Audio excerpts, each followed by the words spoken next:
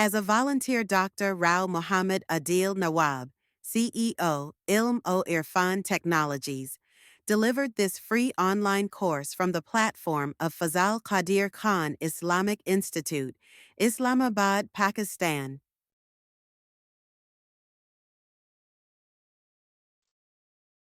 Let's move to the second part of the lecture, prompt formulation process. Recall components of an effective prompt. Previous lecture में हमने एक effective prompt के 4 components पढ़े थे। Kindly बताएंगे वो 4 कंपोनेंट्स क्या हैं। Number 1, task definition. इसमें हम एक्शन स्पेसिफाई करते हैं, यानी हम एग्जैक्टली एलएलएम या जनरेटिव एआई मॉडल से क्या करवाना चाहते हैं। Number 2, context. इसमें हम अपना बैकग्राउंड सेट करते हैं। Number 3, input.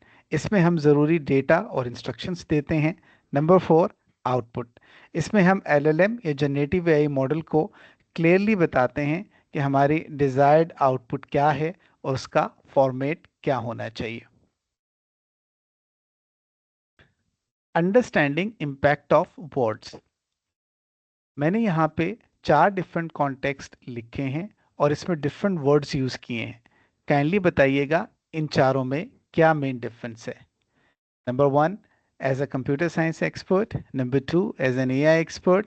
Number 3, as a generative AI expert. And number 4, as a text summarization expert. Context number 1. As a computer science expert, it is very generic. Context number 2, as an AI expert, it is generic. Context number 3, as a generative AI expert, it is specific. Context number 4, as a text summarization expert, it is very specific.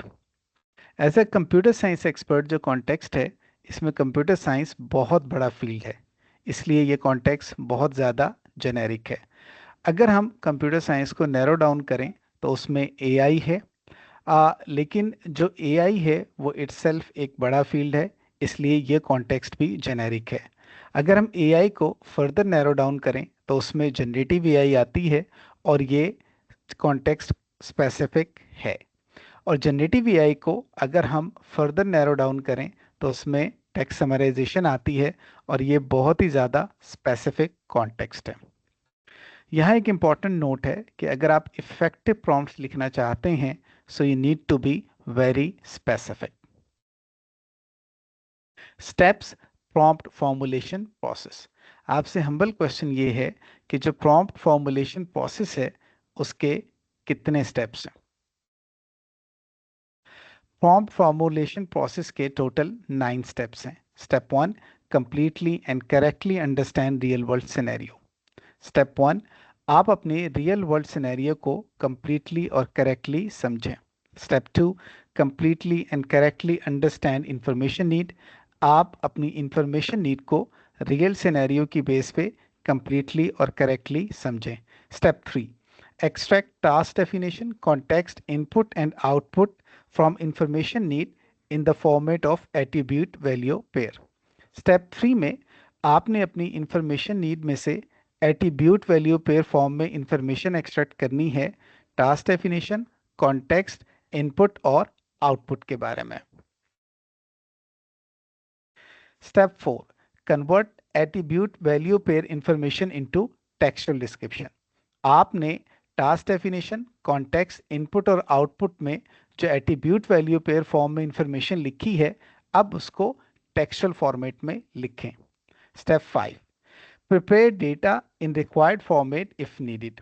Step 5 में अगर आपको अपने prompt के लिए कोई data चाहिए तो उसे रिक्वायर्ड फॉर्मेट में प्रिपेयर करें। Step 6, select most suitable type of prompt, descriptive, instructional, conversational, creative और कंपैरेटिव। स्टेप 6 में आप ये देखें कि आपकी इंफॉर्मेशन नीड को पूरा करने के लिए सबसे सूटेबल प्रॉम्प्ट क्या होगा। Step 7, write down prompt by combining task definition, context, input and output. Step 7 में आप prompt लिखें task definition, context, input और output को combine करके। Step number 8, select most suitable LLM और generative AI model.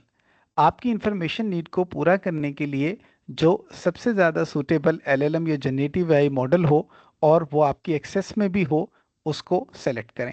Step 9, give prompt to LLM और generative AI model and analyse the response. If response satisfies information need, great. Nothing to do anything else. Else, go to step 1. Step 9 में आप अपना prompt LLM या generative AI model को दें और जो response वो आपको जनरेट करके दे उसको एनालाइज करें। अगर आप रिस्पॉन्स से सेटिस्फाइड हैं और वो आपकी इंफॉर्मेशन नीड को पूरा करता है तो ग्रेट, आपको कुछ और करने की ज़रूरत नहीं है।